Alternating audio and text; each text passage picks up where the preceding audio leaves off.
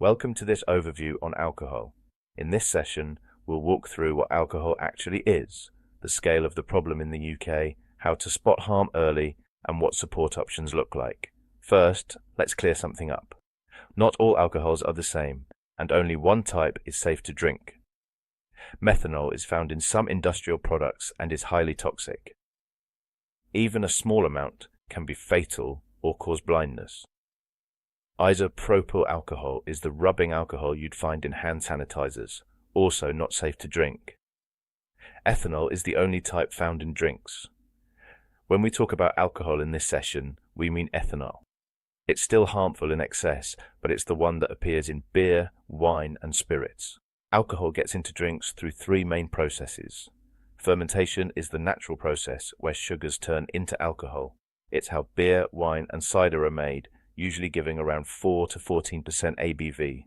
Distillation concentrates that alcohol through heating, which is how spirits like whiskey and vodka are made, typically 37 to 40% ABV or higher.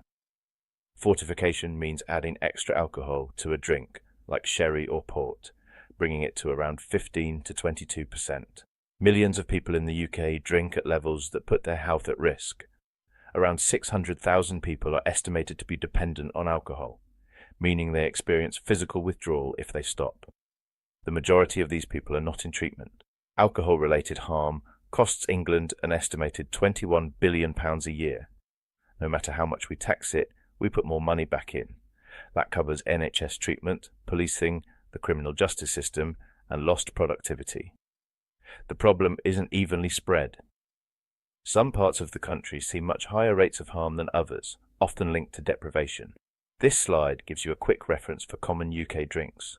There's a wide range of ABVs and serving sizes. A pint of standard lager is around 2 units, but a pint of strong cider can be over 3. A single measure of spirits is 1 unit, but home pours are often double or triple that. The current UK guidelines recommend no more than 14 units a week for both men and women, spread over at least 3 days rather than all at once. It's also recommended to have at least 2 to 3 alcohol-free days each week. Binge drinking isn't always what people imagine. It's not just someone drinking until they fall over. The guideline definition is drinking more than 6 units in one session for women and 8 units for men. With today's larger pours and stronger drinks, it's surprisingly easy to binge without intending to. 2 large glasses of wine at a restaurant could already be 6 units. Even in the short term, alcohol can cause serious harm. Alcohol is involved in a large proportion of violent incidents. Many people you support may have been affected by alcohol-related violence. Acute alcohol poisoning is a medical emergency, and blackouts, where someone has no memory of what happened, are a warning sign of high-level drinking. Alcohol is also strongly linked to self-harm and suicide risk. Alcohol is one of the biggest causes of liver disease in the UK. It progresses in stages. First, there's fatty liver, which can actually reverse if someone stops or cuts down. Then alcoholic hepatitis, which can be serious and sometimes life-threatening. Finally, cirrhosis, permanent scarring of the liver, which significantly increases the risk of liver failure and cancer. The key message for frontline workers is that early stages often have no symptoms. Someone might look and feel fine, but already have significant liver damage. Alcohol affects the heart and circulation in a number of ways. Heavy drinking raises blood pressure, which is a major risk factor for stroke and heart disease. It can also cause an irregular heartbeat and weaken the heart muscle over time. Alcohol is classified as a Group 1 carcinogen, meaning there is strong evidence it causes cancer. There is no safe level of drinking when it comes to cancer risk. Heavy long-term drinking can cause serious damage to the brain and nervous system. One of the most urgent conditions is Wernicke's encephalopathy. This is caused by a deficiency in thiamine, vitamin B1, which heavy drinkers are at high risk of. It's a medical emergency that can cause confusion, poor coordination, and eye movement problems. If untreated, it can lead to permanent brain damage. There is no safe level of alcohol during pregnancy. This is clear guidance from all major health organizations. Drinking during pregnancy can cause fetal alcohol spectrum disorder, FASD, which is the leading preventable cause of neurodevelopmental disability in the UK. FASD affects learning, behavior, communication, and daily functioning throughout a person's life. Alcohol and mental health are closely linked, and the relationship goes both ways. People may drink to cope with anxiety, depression, or trauma, and alcohol can temporarily ease those feelings. But over time, alcohol makes mental health worse, not better. It disrupts sleep, depletes mood-regulating chemicals in the brain, and can cause or worsen depression and anxiety. Not everyone is ready to stop drinking, and that's okay. These practical strategies are useful for people who want to cut down without giving up completely. Encouraging smaller measures, alternating alcoholic drinks with water, eating before or during drinking, and having regular alcohol-free days can all make a real difference. Setting a personal limit before going out can help too.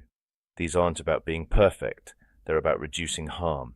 If someone is physically dependent on alcohol, telling them to simply stop drinking can be dangerous, and in some cases, life-threatening.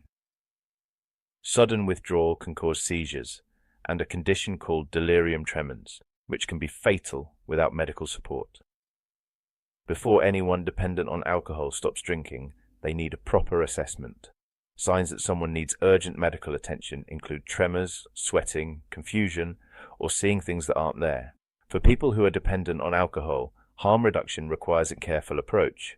Sudden stopping is dangerous, so any reduction is usually supervised and supported by health services. This can include prescribed medications to manage withdrawal safely, vitamin supplementation, particularly thiamine, and regular monitoring. Housing support also plays a key role, as unstable housing and dependent drinking are closely linked. Thiamine, vitamin B1, is critically important for people who drink heavily. Heavy drinkers are often malnourished and deficient in thiamine, which can cause irreversible brain damage if not addressed. This is particularly important at the point of detox or hospital admission. Alcohol affects driving ability significantly, slowing reaction times, affecting coordination, and reducing concentration, even at low levels. The legal limit in England and Wales is 80 milligrams of alcohol per 100 millilitres of blood. In Scotland, the limit is stricter at 50 milligrams. It's important to understand that the legal limit is not a safe limit. Impairment begins well below it. There's no reliable way to know how much someone can drink and still be safe to drive. Alcohol interacts dangerously with a wide range of common medications. This is something many people don't realize. Mixing alcohol with painkillers like paracetamol or ibuprofen can cause organ damage. Alcohol combined with antidepressants, anxiety medication, or sleeping tablets significantly increases the risk of overdose and accidents. Blood-thinning medications become much more unpredictable when mixed with alcohol. If someone you support is on regular medication, it's worth gently exploring whether they're also drinking and encouraging them to speak with their GP or pharmacist. Alcohol affects sexual health in several important ways. It impairs judgment, lowers inhibitions, and increases the likelihood of risky sexual behavior, including unprotected sex or sex that isn't fully consensual. Heavy drinking is also linked to fertility problems and exposure to sexually transmitted infections. When raising these topics with people you support, a trauma-informed and non-judgmental approach is essential. Many people with alcohol problems have experienced sexual trauma, and conversations in this area need to be handled with care and sensitivity. Acute alcohol poisoning is a life-threatening emergency. Call 999 immediately if someone is unresponsive or very difficult to wake, has slow or irregular breathing, is vomiting while unconscious, has blue or pale skin, or is having a seizure. While waiting for help, place them in the recovery position if possible, don't leave them alone, and don't give them food, drink, or coffee. Never assume someone is just sleeping it off. Acting quickly can save a life. Support for people with alcohol problems is organized in stepped levels. At the first level, community and psychosocial support includes brief advice, peer support, self-help resources, and one-to-one key working. At the second level, structured community treatment involves more intensive programs, counseling, and community-based detox. At the third level, residential detox and rehabilitation is available for the most complex needs. The right level depends on the person's situation. Thank you for completing this alcohol overview session. This training has been designed to help frontline workers feel more confident when alcohol is part of the picture.